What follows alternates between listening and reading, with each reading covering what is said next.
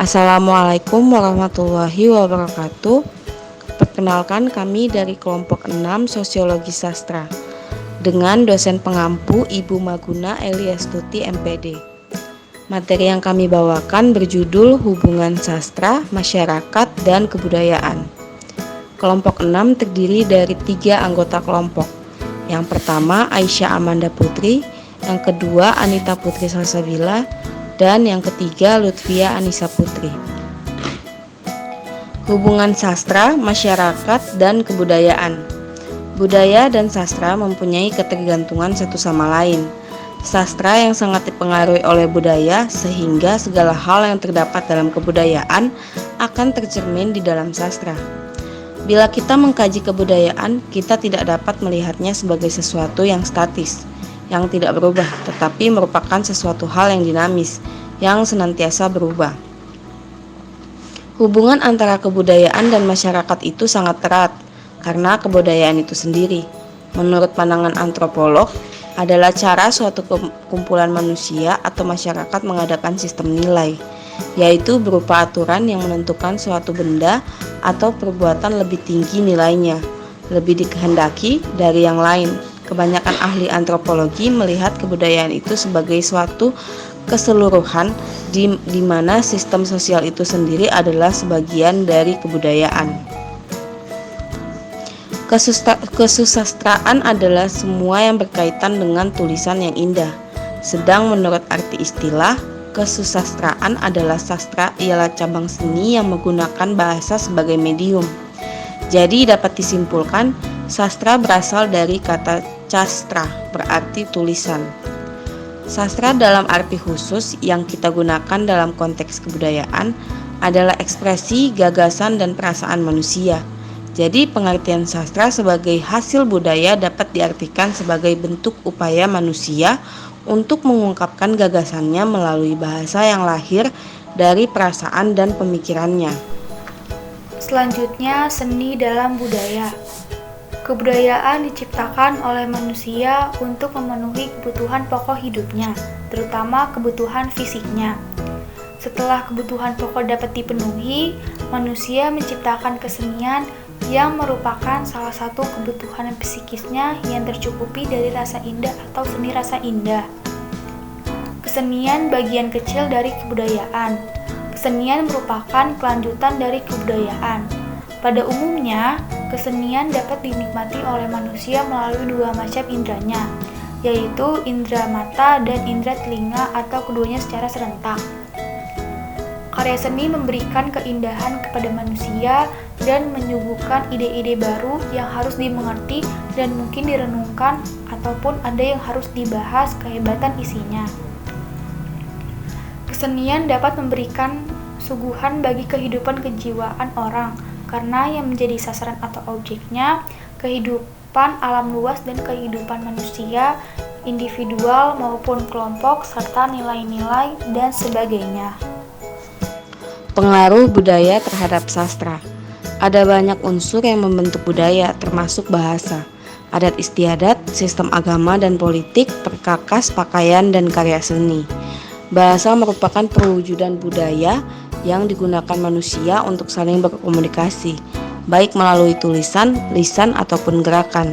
Sebagai perwujudan budaya, bahasa dapat berperan dalam dua hal. Yang pertama, sebagai alat berekspresi, berkomunikasi, mengadakan integrasi, dan adaptasi sosial. Yang kedua, sebagai alat untuk mengadakan hubungan dalam pergaulan sehari-hari, mewujudkan seni atau sastra, mempelajari naskah-naskah kuno, dan mengeksploitasi ilmu pengetahuan dan teknologi. Banyak hal yang tertuang dalam sebuah sastra, baik itu puisi, novel, roman, bahkan drama. Setiap penulis karya sastra hidup dalam zaman yang berbeda, dan perbedaan zaman inilah yang turut ambil bagian dalam menentukan warna karya sastra mereka. Ada banyak periode dalam penulisan karya sastra, seperti Balai Pustaka, Pujangga Baru, Angkatan 45, dan Angkatan 66. Setiap periode mengangkat latar belakang yang berbeda-beda sesuai zaman dan budaya saat itu. Kesusastraan Indonesia menjadi potret sosial budaya masyarakat Indonesia. Tidak jarang, kesusastraan Indonesia mencerminkan perjalanan sejarah Indonesia, kegelisahan kultural, manifestasi pemikiran bangsa Indonesia. Contoh, kesusastraan zaman Balai Pustaka 1920 sampai 1933. Karya-karya sastra pada zaman itu menunjukkan problem kultural ketika bangsa Indonesia dihadapkan pada budaya Barat. Karya sastra tersebut memunculkan tokoh-tokoh fiksi yang mewakili golongan tua dan golongan muda. Selain itu, ada budaya lama seperti masalah adat perkawinan dan kedudukan perempuan yang mendominasi novel Indonesia pada zaman Balai Pustaka. Sekarang ini, novel Indonesia cenderung menyajikan konflik cinta, sains, kekeluargaan, dan lain-lain. Selain itu, ada juga puisi Embeling karya Silabo. Kumpulan puisi Embeling karya Remy Silado tahun 2005, sebagian besar puisi Embeling yang ia tulis mengangkat kehidupan politik pada saat itu, seperti korupsi, koruptor, individualisme, dan lain-lain. Secara penulisan, perbedaan puisi karya Remy Silado hanya terdiri dari 1-2 kata saja, yang disusun dengan tipografi yang unik, misalnya seperti puisi berjudul Individualisme dalam Kolektivisme. Puisi ini hanya terdiri dari kata kita dan aku. Kedua kata ini disusun dengan pola membentuk persegi panjang dengan kata aku. Pada titik diagonalnya diberikan huruf kapital. Yang ketiga ada puisi Muhammad Yamin. Pada zamannya, puisi Muhammad Yamin tentu mengalami perbedaan. Meskipun mengangkat tema yang sama, misalnya politik, tetapi konten penyajian puisi sangatlah berbeda. Puisi Muhammad Yamin lebih mengangkat sisi pemusuhan konsep kebangsaan.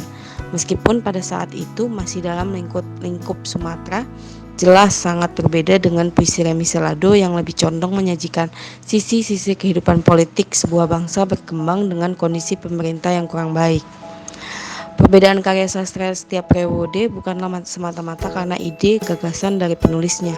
Perbedaan inilah yang mempengaruhi oleh kondisi sosial budaya sastra yang mempunyai ketergantungan satu sama lain. Meskipun karya sastra di Indonesia bisa dibilang hampir pada posisi tengah-tengah, tidak terlalu menonjol dan tidak terlalu terpuruk, namun perlu disadari bahwa budaya Barat sedikit demi sedikit dari waktu ke waktu turut mempengaruhi karya sastra Indonesia.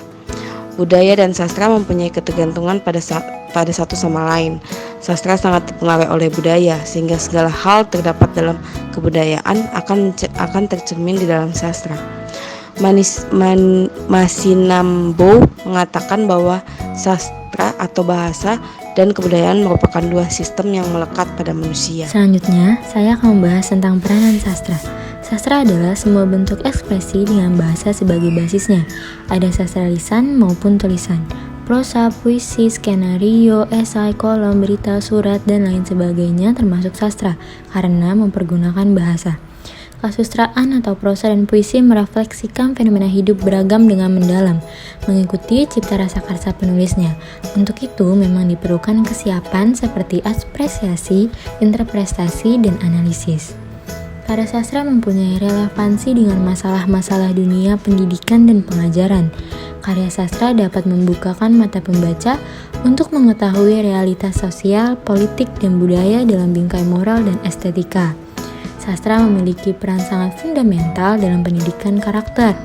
Karya sastra pada dasarnya membicarakan berbagai nilai hidup dan kehidupan yang berkaitan dengan pembentukan karakter manusia. Sastra dalam pendidikan anak berperan sebagai mengembangkan bahasa, mengembangkan kognitif, afektif, psikomotorik, mengembangkan kepribadian, dan mengembangkan pribadi sosial.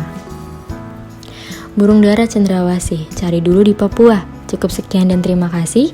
Semoga bermanfaat untuk semua. Assalamualaikum warahmatullahi wabarakatuh.